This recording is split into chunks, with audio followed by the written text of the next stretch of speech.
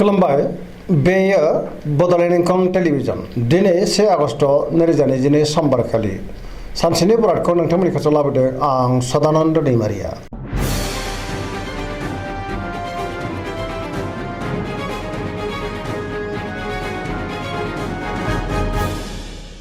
सिगां फरायनो लादों मेष राशि गिबि हांखो अ ल दिनैनि साना जोबोर मोजां थासारि मोनगोन, गुबुनजों अनजागोन आरो गावबो गुबुनखौ अनफिननो रोंगोन। न'खराव दिनै गोजोन थासारि आरो अननाय फैगोन, जेरावबो देरहासार जागोन। मावनो लानाय खामानिखौ थि समावनो आरो गोरलैयैनो मावफुंनोबो हागोन। गोसोखौ दिनै जोबोर गोजोननाय मोनगोन। देहाया मोजाङै थागोन, अब्लाबो नाथाय जानाय लोंनायाव सांग्रां जानांगोन। बहानिफ्रायबा मोजां खौरां फैनोबो हागौ। रांखावरियाव दिनै जोबोर मोजां, गोबां धोन आरजिनो हागोन। बेफार फालांगियाव दिनै जोबोर मोजां, सोरबा लोगोनि हेफाजाबखौ मोननो हागोन। न'खराव बिसि फिसायनि गेजेराव अनलायनाय फैगोन। बिदा फंबायजों मोजां सोमोन्दो थागोन। बिमा बिफानि अननाय आबोरखौबो दिनै मोननो हागोन। बहाबा थांनांगौब्ला दिनै जोबोर मोजां आरो मोजाङैनो हान्थिनोबो हागोन। गुबुननि गोसोखौ गोरलैयैनो बोनो हागोन। गोसोनि बोलोआ बांगोन, समाजाव मान मोनगोन। लाइमोनफोरा दिनै जोबोर रमान्टिक जागोन आरो गावबा गावनि गोसोनि साननायफोरखौबो फोरमायलायनोबो हागोन। फरायसाफ्रा दिनै फरायनायाव गोसो दुंखांगोन आरो मोजां फिथाइ मोननोबो हागोन। पजिटिभ एनार्जिनि गोहोमबो गोग्लैगोन।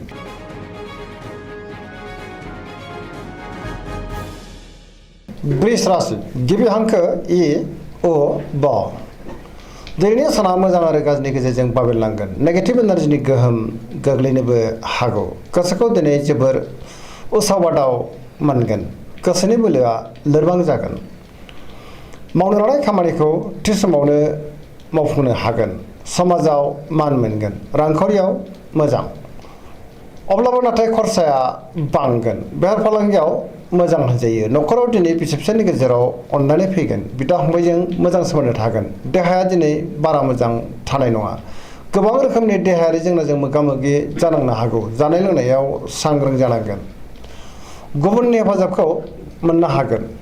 सोरबा लोगोनिफ्राय हेफाजाबबो मोनगोन। अब्लाबो नाथाय गोसोनि साननायफ्रा देबर नांनो हागौ। नेगेटिभ एनार्जिनि गोहोमबो गोग्लैनो हागौ।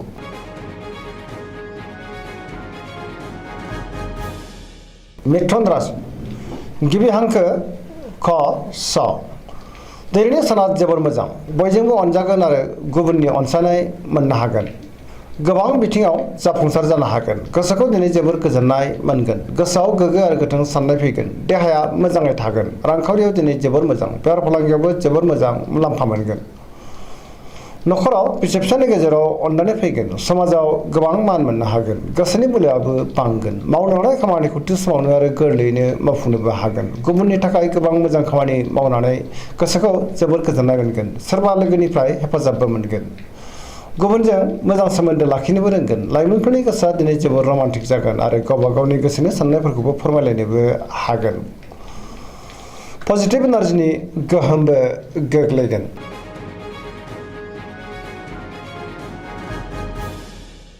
कर्कट राशि गिबि हांखो ड ह दिनैनि साना मोजां आरो गाज्रिनि गेजेरजों बाबेरलांगोन।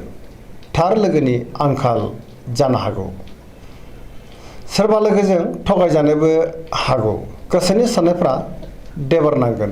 गोसोआव नेगेटिभ साननाय फैगोन। मावनो लानाय खामानिखौ मावफुंनो हागोन। रांखावरियाव मोजां, बेफार फालांगियावबो मोजां होनजायो। आयाबो बांगोन।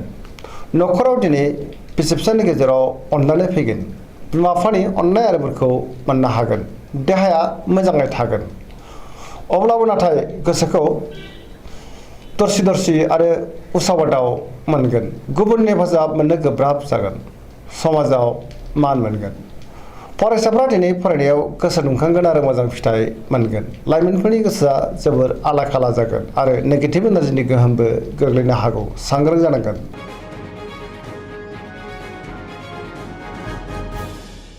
सिंह राशि गिबि हांखो म ट दिनैनि साना जोबोर मोजां। सोरनिबा अननायखौ मोननो हागौ। गोसोखौ दिनै जोबोर गोजोननाय मोनगोन। समाजाव मान बांगोन। गोसोआव गोग्गो आरो गोथों साननाय फैगोन। मावनो लानाय खामानिखौ थि समावनो आरो गोरलैयैनो मावफुंनोबो हागोन। सोरबा लोगोनिफ्राय थोजासे हेफाजाबबो मोनगोन।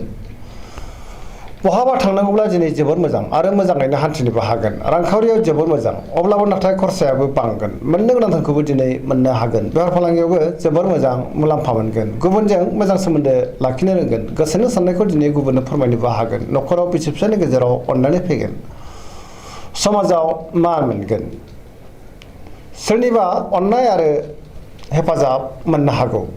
देहाया मोजाङै थागोन। गुबुननि थाखाय गोबां मोजां खामानि मावनानै होनोबो हागोन। पजिटिभ एनार्जिनि गोहोमबो गोग्लैगोन।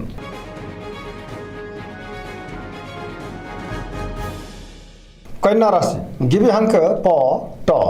दिनैनि साना मोजां आरो गाज्रिनि गेजेरजों बाबेनलांगोन। गोसोनि लुबैनायखौ एबा हास्थायनायखौ मोननो हागौ। गोसोआव नाथाय नेगेटिभ साननाय फैगोन। गोथों आरो गोग्गो साननो रोंनायबो नङा। गियाननि आंखाल जानो हागौ। रांखावरियाव मोजां, अब्लाबो नाथाय खरसायाबो बांगोन। बेफार फालांगियाव मोजां होनजायो। देहाया दिनै मोजाङैनो थागोन। गोबां मुंदांखा सुबुंजों दिनै लोगो मोनज्लायनो हागौ। न'खराव अननानै फैगोन। गोबां खामानियाव मुखुबबो थागोन। सोरजोंबा रायखोमा जानो हागौ। सांग्रां जानाया गाहाम। नेगेटिभ एनार्जिनि गोहोम गोग्लैनो हागौ। गोसोखौ दिनै जोबोर उसाव बादाव मोनगोन।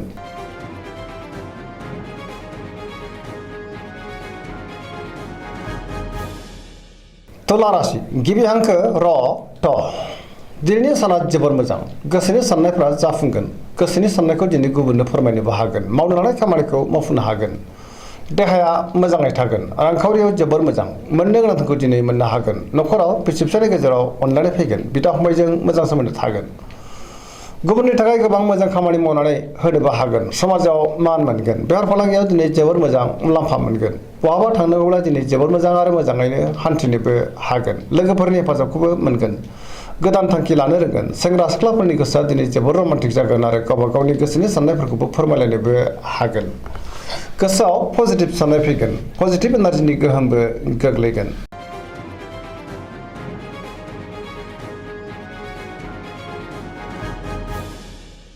वृश्चिक राशि गिबि हांखो न स। दिनैनि साना मोजां आरो गाज्रिनि गेजेरजों बाबेनलांगोन। गोसोआव गुलुं गुजुं साननाय फैनो हागौ। सोरजोंबा थगायजानोबो हागौ। सांग्रां जानाया गाहाम। गोसोखौ दिनै जोबोर गुलाय गुजाय मोनगोन। समाजाव लोगो लेवा बांगोन। सोरबा गोजाम लोगोजों बहाबा लोगो मोनज्लायनो हागौ। गोसोआव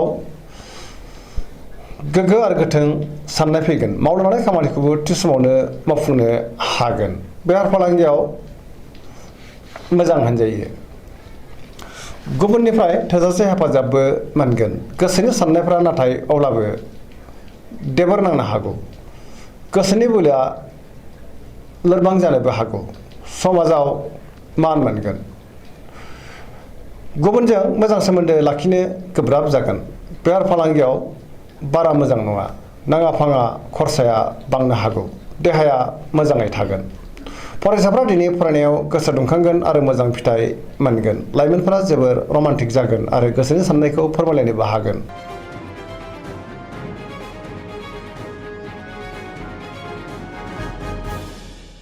धनु राशि गिबि हांखो ध फ भ। दिनैनि साना मोजां आरो गाज्रिनि गेजेरजों बाबेनलांगोन। बयजोंबो गोरोबनो रोंनाय नङा। गोसोआव गोनो गोथो साननाय फैगोन। मावनो लानाय खामानिखौ थि समावनो आरो गोरलैयैनो मावफुंनो हागोन। गोसोनि साननायफ्रा नाथाय देबर नांगोन। रांखावरियाव मोजां, अब्लाबो नाथाय खरसायाबो बांगोन। मोननो गोनां धोनखौ मोननो हागोन। बेफार फालांगियाव मोजां मुलाम्फा मोनगोन। समाजाव मान मोनगोन। देहाया मोजाङै थागोन। न'खराव बिसि फिसायनि गेजेराव अननानै फैगोन। बिदा फंबायनि हेफाजाबखौबो मोननो हागोन। बहाबा थांनांगौब्ला दिनै जोबोर मोजां आरो मोजाङैनो हान्थिनोबो हागोन। बहानिफ्रायबा हरखाबै गाज्रि खौरांबो फैनो हागौ। लाइमोनफोरनि गोसोआ दिनै जोबोर आला खाला जागोन। नेगेटिभ एनार्जिनि गोहोमबो गोग्लैनो हागौ। सांग्रां जानाया गाहाम।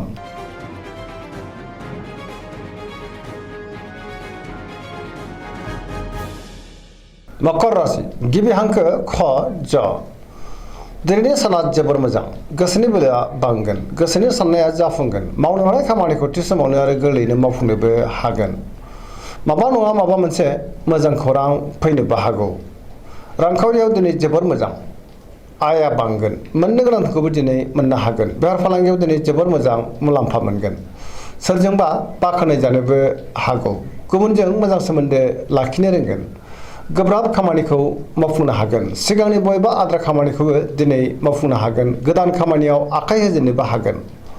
न'खराव बिसि फिसायनि गेजेराव अनलायनाय फैगोन। बिदा फंबायनिफ्राय थोजासे हेफाजाबखौ मोननो हागोन। देहाया मोजाङै थागोन। सेंग्रा सिख्लाफ्रा दिनै गावबा गावनि गोसोनि साननायखौ फोरमायलायनो हागोन आरो गोसोआ दिनै जोबोर रमान्टिक जागोन। फरायसाफ्रा फरायनायाव गोसो दुंखांगोन आरो मोजां फिथाइ मोननोबो हागोन।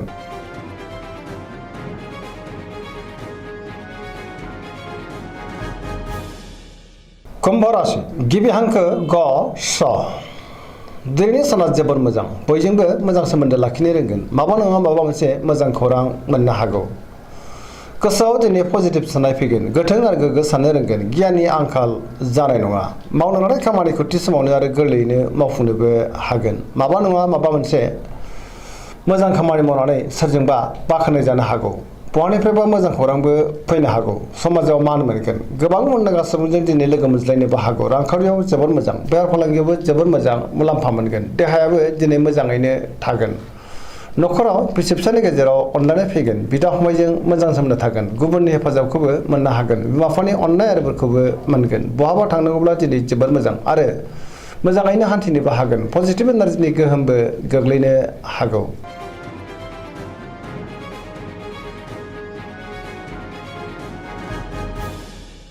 मीन राशि गिबि हांखो ड स।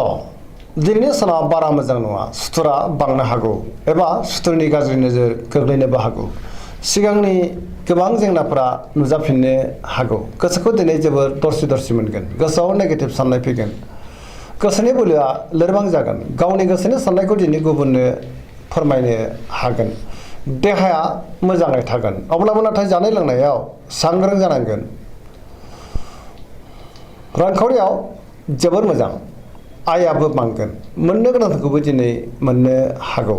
बेफार फालांगियाव जोबोर मोजां। न'खराव दिनै अनलायनाय फैगोन। अब्लाबो नाथाय सोरजोंबा रायखोमा जानोबो हागौ। लाइमोनफोरनि गोसोआ दिनै जोबोर आला खाला जागोन। फरायसाफ्रा फरायनायाव गोसो दुंखांगोन आरो मोजां फिथाइ मोननोबो हागोन। नेगेटिभ एनार्जिनि गोहोम गोग्लैनो हागौ। सांग्रां जानांगोन। दिनैनि राशि फरायनाया एसेनोसै। जोबनायाव बेखौनो खावलायो जाहाथे नोंथांमोना सानफ्रामबो जोंनि बे बड'लेण्ड इंखं टेलिभिजनखौ नायबाय थायो आरो साबस्क्राइब खालामो लोगोसे लाइक खालामो आरो शेयार खालामो। एसेनोसै गोजोन्थों।